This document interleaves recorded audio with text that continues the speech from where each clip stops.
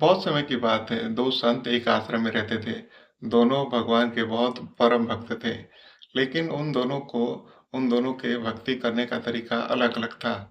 एक संत बहुत ही कठोर तपस्या साधना करता था, क्योंकि उसका मानना था कि हम कठोर तपस्या और साधना करेंगे, तभी हम भगवान को खुश कर सकते हैं।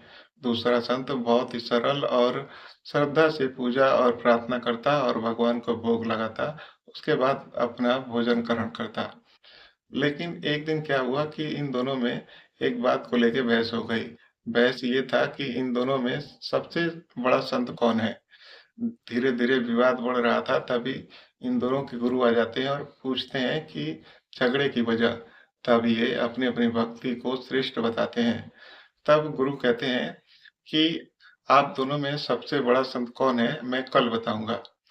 जब अगली सुबह होती है तो जो गुरु होते हैं मंदिर में इन दोनों के लिए एक-एक आसन लगवाते हैं और आसन के सामने ही एक कीमती सोने की अंगूठी वहाँ पे रख देते हैं।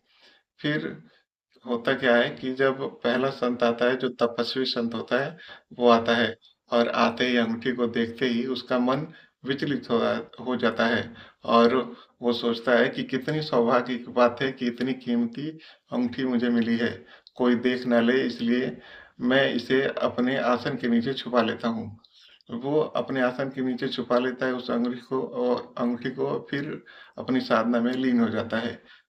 थोड़ी देर बाद वो अगला भी संत आता है और आते ही अंगूठी को देखता है, लेकिन उसका मन विचलित नहीं होता है और वो सीधा अपने आसन पे जाता है और भगवान को पूजा करता है, प्रार्थना करता है और फिर अपनी भक्ति में लीन हो जाता है और फिर भगवान को भोग लगाने के बाद अपना भोजन ग्रहण करता है।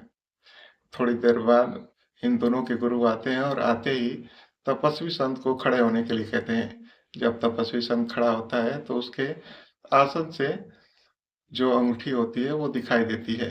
तभी इन दोनों के गुरु कहते हैं कि सच्चा संत और बड़ा संत वही है जिसका मन विचलित ना हो, जिसका विचार गंदा ना हो।